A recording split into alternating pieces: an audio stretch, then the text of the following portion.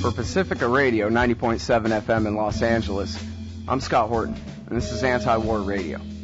Our guest tonight is Hillary Mann Leverett. She is a senior fellow and senior lecturer at Yale University, and she and her husband, Flint Leverett, publish the blog raceforiran.com.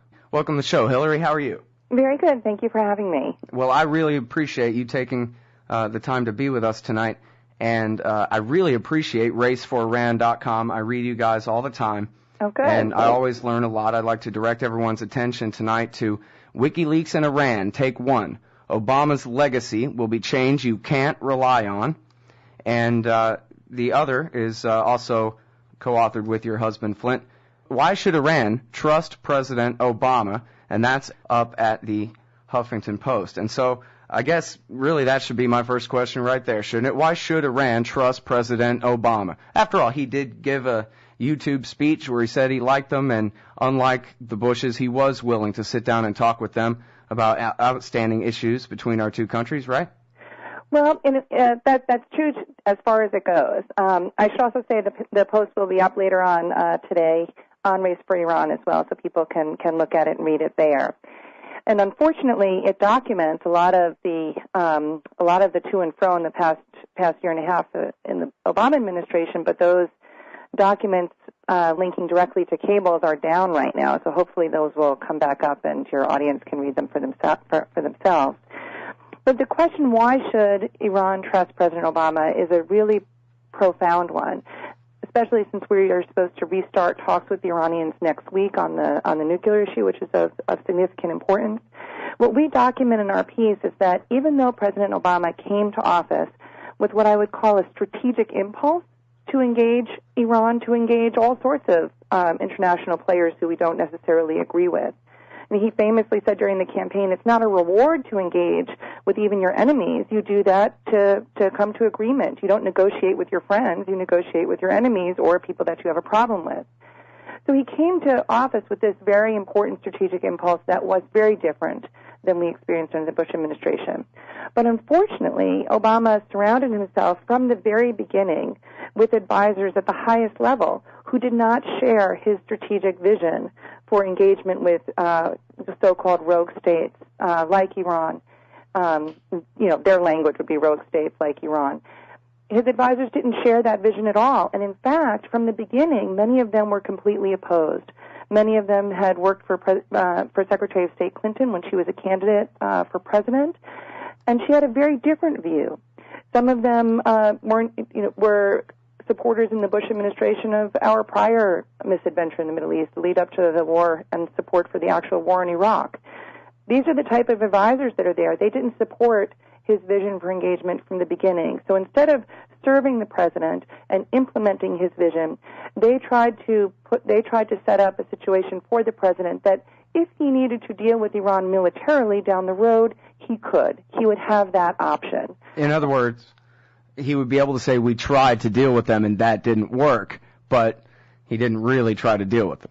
No, he never seriously tried to deal with them, and that's documented from the beginning. You mentioned his YouTube video, the celebrated video that President Obama did for the Iranian New Year back in March 2009.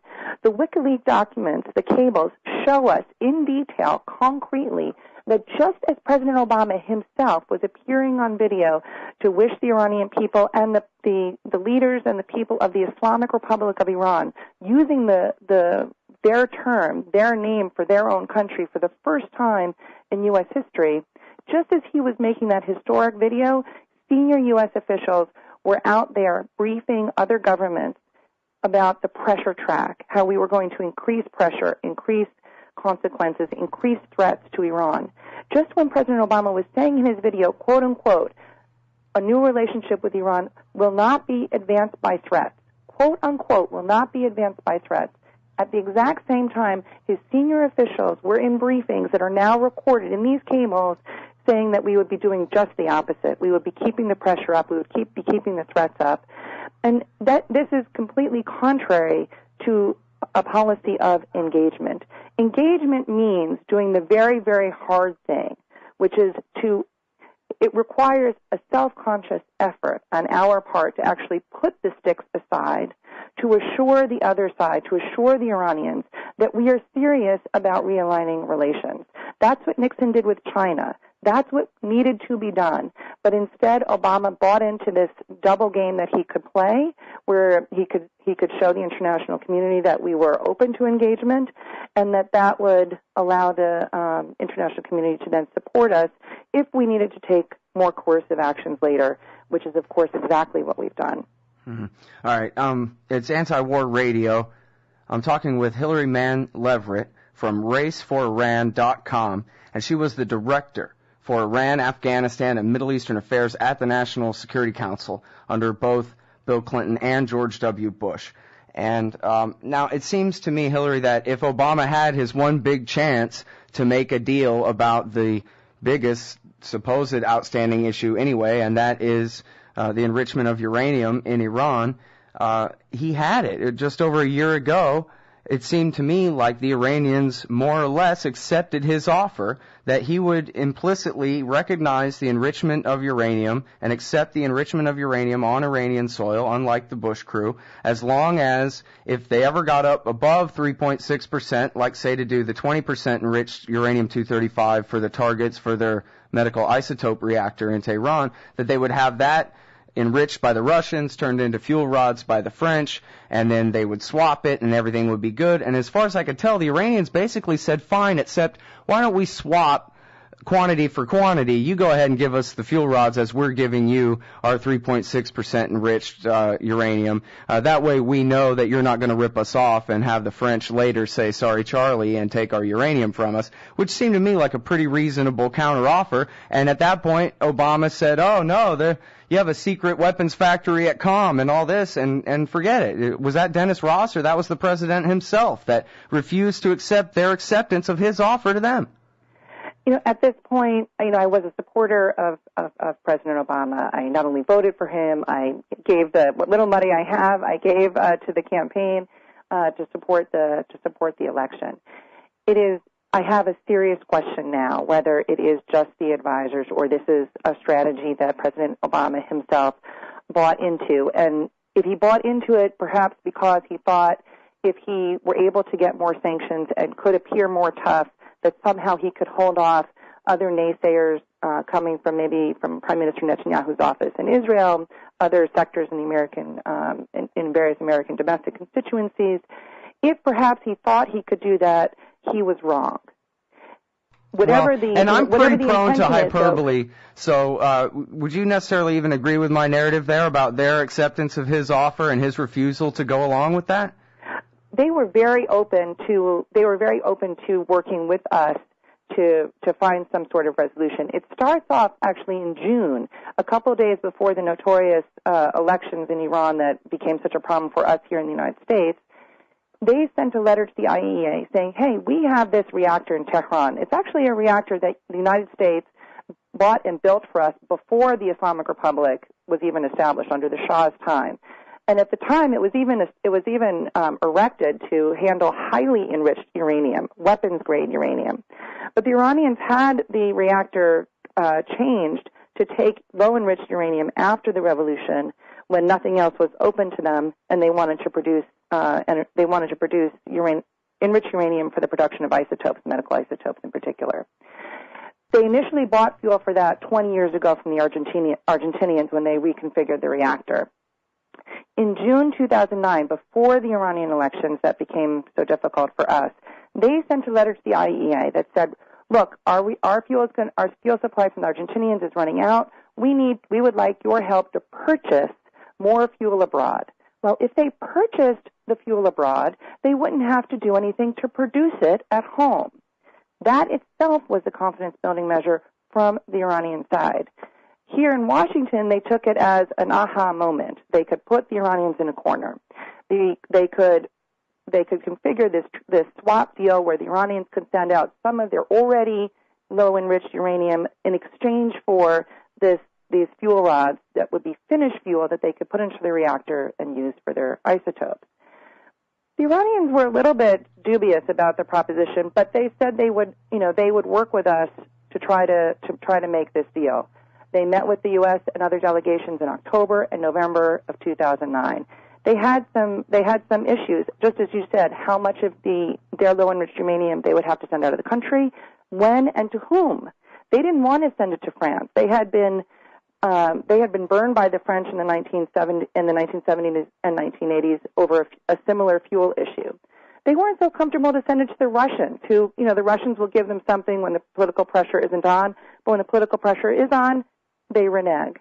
So the Iranians wanted to work with Turkey in particular. They had much more trust in Turkey and potentially other third countries. One of the cables that's released in the Wikipedia's leak shows in November 2009, just as we're having the discussions, and here in Washington, President Obama's advisors were saying the Iranians are too divided to take the deal. They can't take the deal. They're rejecting the deal. Just as those advisors were leaking that to the press here in Washington, the cables now show the Turkish foreign minister essentially pleading with U.S. government officials that the Iranians would take the deal. They just needed to have assurances on some particular aspects of the deal. And the U.S. told the Turks, you're not being helpful. You're not going along with what the plan is. Mm-hmm. And the plan was that by the end of December, a month later, December 2009, we needed to have this finished because the U.S. administration, had promised the government of Israel, had promised Prime Minister Netanyahu that we would give engagement a chance until the end of the year. President Obama even talked about that as the deadline publicly at the end of the year. So if we didn't have a done deal from the Iranians where it's signed, sealed, and delivered by December, we weren't interested. We needed to move on to sanctions to satisfy the requirement that we had this requirement that the Israelis had put to us and we had agreed to. So we weren't interested in the deal. And when the Turks and the Brazilians later, a couple months later, tried to salvage this because they saw the sanctions train coming at the UN and they thought this would really hurt chances for reconciliation between Iran and the international community and avert an armed conflict later on, and they desperately fly to Tehran in the spring of 2010, the spring of this year, to try to rescue this swap deal, to come up with something, they're able to do it. And here in Washington, they're horrified. Well, it's really an amazing story. Mm-hmm. I'm talking with Hillary Mann Leverett from raceforran.com, and it reminds me of your story, the Burnt Offering, as Gareth Porter, who broke it, titled it, with, I believe, you and your now husband, Flint Leverett, as the sources for it, where the Iranians came in 2003 with the golden offer, I think is what Gordon Prather called it, and the Swiss ambassador was actually given a dressing down for daring to deliver this peace message from the Ayatollah Khomeini. That's right. It was rejected. They will not take yes for an answer, not the Bush team or the Obama team. Well, and this is what's so disturbing. It shows really the structural problem in our foreign policy and national security infrastructure here that keeps us on a trajectory toward war, where even a candidate, a president like Barack Hussein Obama, is having a very hard time averting it. He came into office, he said he didn't want to just change the mindset. I mean, he didn't want to just pull U.S. troops out of Iraq. He wanted to change the mindset that got us into Iraq. But now instead of changing the mindset, he's appeasing it. And this is really the most disturbing bottom line to me, is that even a candidate and now a president like Barack Obama, instead of being able to change the serious problems in our foreign policy and national security structure, he's bought into it. All right, it's Anti-War Radio on KPFK in L.A. I'm Scott Horton, and I'm talking with Hillary Mann Leverett, formerly of the State Department and the National Security Council, and I guess held the Iran brief there.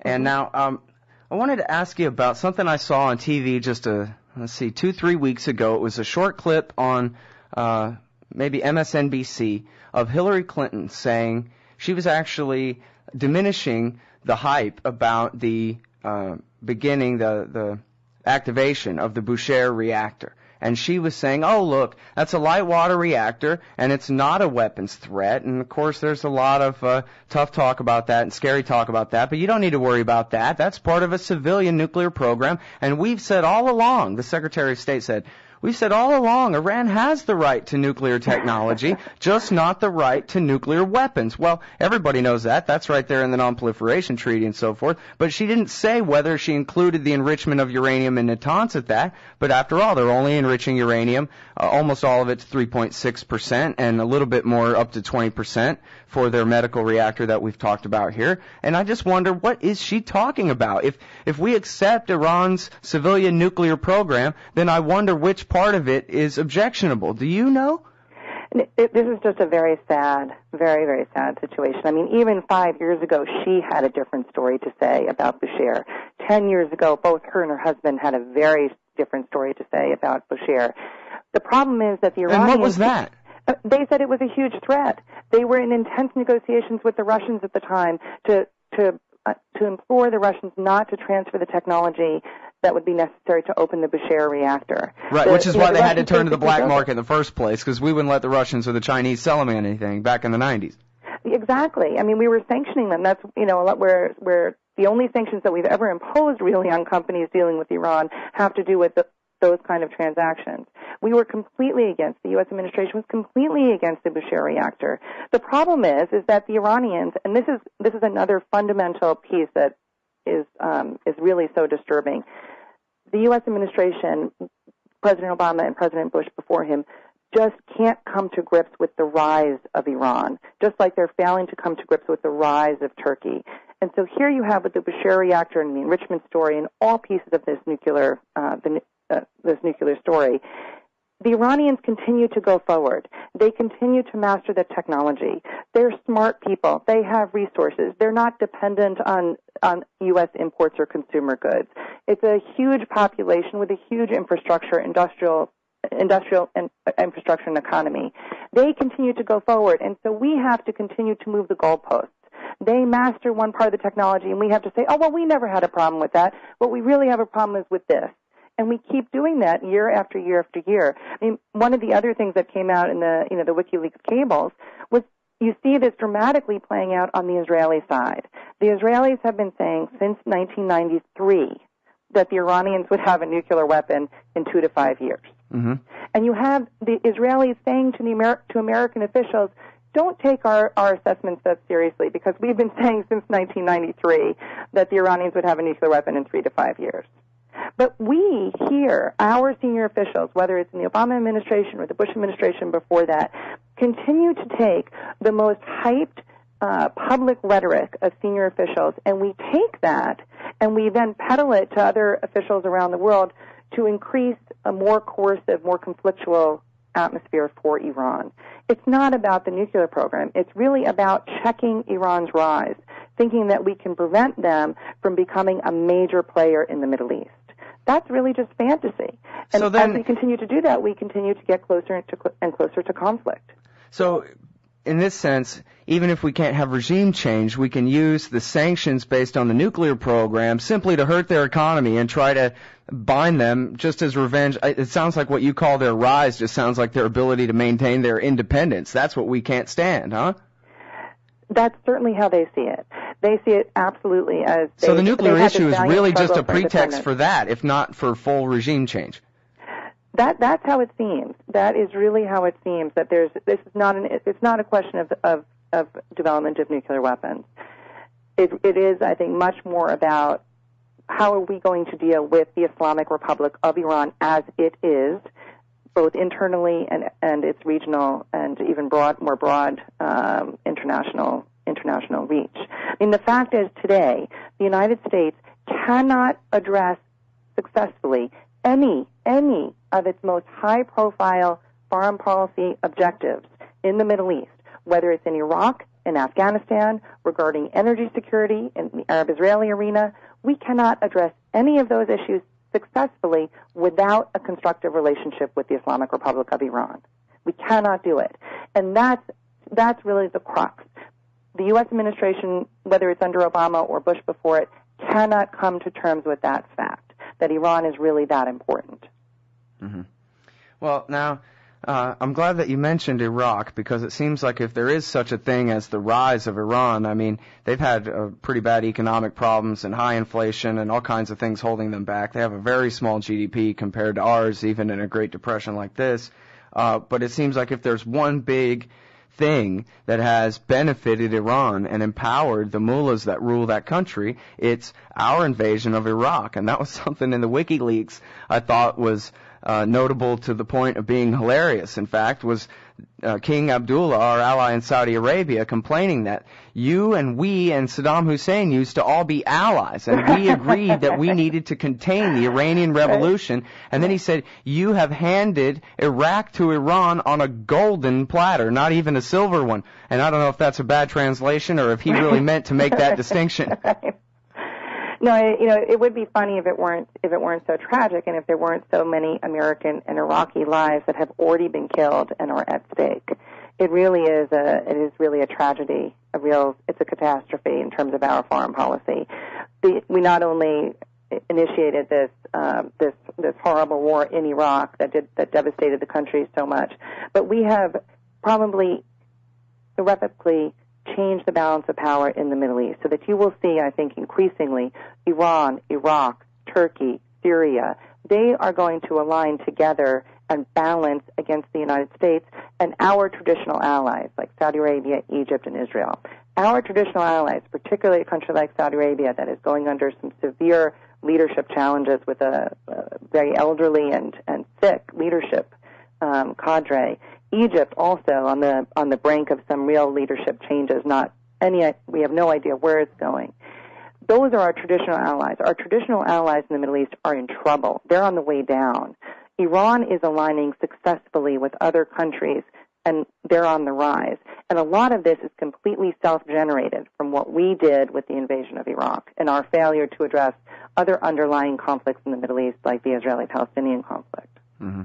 Well, and they didn't just invade Iraq and overthrow the minority Sunni dictatorship, which was, after all, pretty secular and fascistic in nature rather than, bin Ladenite or something like that. But they fought a years-long civil war on behalf of the Badr Brigade and the Mahdi army to ethnically, well, not really ethnically, but I guess religiously cleanse Baghdad of the Sunni Arabs. It's now 85% Shiite city, and it's ruled by those factions closest to Iran, which now, as per my understanding, and perhaps you can help clear me up on this, but now that includes Muqtada al-Sadr, even though he was always the nationalist opposed to empowering Iran inside Iraq. We basically kept attacking him for opposing the Supreme Islamic Council's plan to divide Iraq up and favor Iran, and bullied him so much that we drove him straight literally into Iran so that he could, if nothing else, so he could be safe there. And it seems like these are the men who now not just rule Iraq, but as you say, permanently now. The balance of power has shifted. Baghdad, from Baghdad to Basra, is now controlled by these Shiite factions, Dawa, the Supreme Islamic Council, and the Mahdi army, those closest to the Iranian government. Right? And the Kurds, that the Iranians also have a very good relationship with Kurdish political figures. I mean, two things happened at the same time that have had a tragic consequence for the United States. First, we implemented seriously bad policy. We made huge mistakes in Iraq. At the same time that the Iranians actually implemented constructive policy. They implemented policies that were in their own interest. They built relationships with a wide variety of Iraqi political parties and religious figures. They did the same thing in Afghanistan. That's one of the reasons why they're so important to both of those conflicts. This happened, unfortunately for us, at the same time that we took such bad decisions that were so clearly not in the American interest. And they were able to, which is astonishing for a lot of Americans, they were actually able to act consistently in Iran's national interest. We constantly think of them as this kind of religiously motivated ideological polity that couldn't possibly act in its own national interest. But it does. Mm-hmm. And it has shown that pretty dramatically in both Afghanistan and Iraq, and really handed our lunch to us. Mm-hmm. All right, now very quickly, we're right near the time wall here, but Larissa Alexandrovna and Muriel Kane at Raw Story pointed to a memo from August of 2007 where, one, the head of Mossad, Mayor Dagan, is telling Nicholas R. Burns, the Undersecretary of State, that if you don't bomb Iran, we will. But secondly, and the point I would like you to address if you could, they talk about covert action and support for, they say, democracy movements in Iran, but they also refer to Baluchi, Azeri, and Kurdish dissident groups, and that seemed to, as they indicated in this story at Raw Story, confirm the reporting of Seymour Hersh and Brian Ross and Andrew Coburn and others who have reported that the CIA and/or the Joint Special Operations Command are actually backing the Jandala terrorists and perhaps Mujahideen al-Khalq still, and including PJAK, communist terrorists up in Kurdistan, against the Iranians. And, of course, there's assassinations of scientists going on and attempted ones and all kinds of things, bombings periodically in Iran. And I wonder if you think that Obama is continuing, or do you agree that that document seems to confirm Hersh's reporting? And do you think that the Obama team is still continuing this covert action of terrorism inside Iran? Well, you know, back in May 2009, when President Obama had just been in office a few months, that's when Flint, my husband, and I wrote our first piece in the New York Times. We had written a few before that criticizing the Bush administration's policies that would bring us closer to war. But this is the first one we wrote that criticized President Obama. It was May 2009, and we said in there that the most important thing Obama has been faced with dealing with Iran that he has refused to do is this covert action program that President Bush initiated. President Bush initiated a $400 million covert action program to undermine the Islamic Republic of Iran. We said that Obama faced this choice coming into office, what to do about that program.